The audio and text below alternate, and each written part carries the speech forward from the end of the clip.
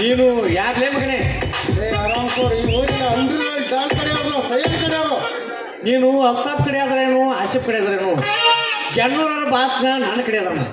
ಮಗನ ನೀನು ಕತ್ತಿಕೊಂಡು ಬಿಟ್ಟಿರುವ ಸುಟಿಕೆದು ಕೊಟ್ಟು ನಿನ್ನ ಪ್ರಾಣ ಭಿಕ್ಷೆಯನ್ನು ಬೇಡಿಕೊಂಡು ಸುಮ್ಮನೆ ಹೋಗು. ಬಾಸಿಗೆ ಫೋನ್ ಮಾಡಿ ಹೇಳ್ತೀನಿ. ಹೇಳ ಹೋಗ. ನಿಮ್ಮ ಬಾಸ್ಗೆ ಫೋನ್ ಮಾಡ್ತೀಯ? ನಾನು ನಿನ್ನ ಯಮನಿಗೆ ಫೋನ್ ಮಾಡಿ ಕಳಿಸುತ್ತೇನೆ.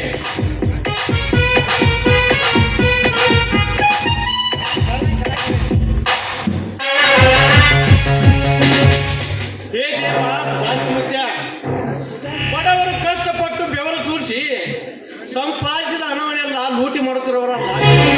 ಇದೆಂತ ಸಮಾಜ? ಆ ತನ್ನ ರಾಜನ ನಂತರ ಬಡವರಿಗೆ ಸಾಲ ನೀಡಿ ಸಾಲಕ್ಕೆ ತಕ್ಕ ಬಡ್ಡಿ ಕೊಡುತ್ತಿದ್ದಾಗ ಅವರ ಆಸ್ತಿ ಪಾಸ್ತಿಯನ್ನ ಬರೆಸಿಕೊಂಡು ಬೀದಿ ಬಿಕಾರನಾಗಿ ಮಾಡ್ತಿರುವವರಲ್ಲ. ಇದೆಂತ ಸಮಾಜ?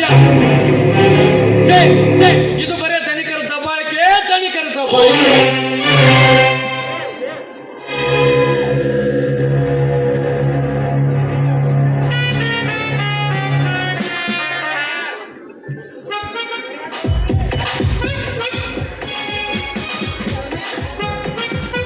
ಸಾಹೇಬ್ರ ಆ ಹೊಲಸು ದಂಡರಾಜ್ರಿ ಮತ್ತೊಂದು ಈಗ ಒಂದು ಹೊಲಸು ದಂಧೆ ಶುರು ಮಾಡ್ಯಾನಂತ್ರಿ.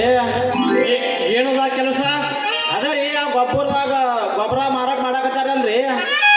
ಉಪ್ಪ, ಮೆಣಸಿನಕಾಯಿ, ಆಮ್ಲೆಟ್ ಮಂಜೂನಂತೆ ಹೋಗಿ ತತ್ತಿ ಗಿತ್ತಿ ಎಲ್ಲ ಮಿಕ್ಸ್ ಮಾಡಿ ಮಾರಾಕತ್ತಾರ ಅಂತೇಳಿ ಇನ್ಫಾರ್ಮೇಶನ್ ಬಂದತ್ರಿ. ಇನ್ಫಾರ್ಮೇಶನ್ ಬಂದತ್ರಿ. ಊರಾಗ 4 ಮಂದಿಗೆ ಹಿರಿಯಾರಿಗೆ ಗೊತ್ತದ್ರಿ.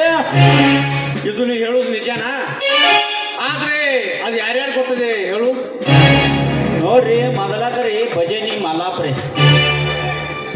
ನಮ್ಮ ಅರ್ಜುನ್ ಗಾರ್ ಗುರಾಪ್ ಅವ್ರಿ, ದಾಳವಾಯಿ ಸಿದ್ರಿ, ನಮ್ಮ ಅಪ್ಪ ಸಾಹೇಬ್ ಗಣ್ಣೂರಿ. ಇವ್ರಿಗೆಲ್ಲರಿಗೂ ಗೊತ್ತಾಗೈತ್ರಿ. ಇವ್ರಿಗೆ ಗೊತ್ತಾದ್ರ ಕೌಟಿಗಿ ಕನವಾಡ ಎಲ್ಲ ಪಬ್ಲಿಕ್ ಆಗಿಬಿಡ್ರಿ ಸಾಹೇಬ್ರ. ಇದು ನೀ ಹೇಳುದು ನಿಜನಾ?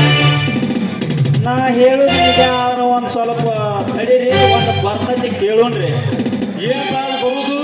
ಭತ್ತ ನೋಡ್ರಿ, ಈಗ ಜವಾರಿ ಮನಕ ಇದ್ದಾಕ್ರಿ ನೀವು ಸುಟ್ಗೇಸ ಏನ್ರಿ ಇದ ನಡಿ ನಡ್ರಿ. ನಮ್ದು ಒಂದು ಬರೋದಪ್ಪ ಕೊಟ್ಟ ಇರ್ತಾನೆ. ಮಾತಾಡ್ರಿ. ಹಂಗಾದ್ರ ಇಲ್ಲಿ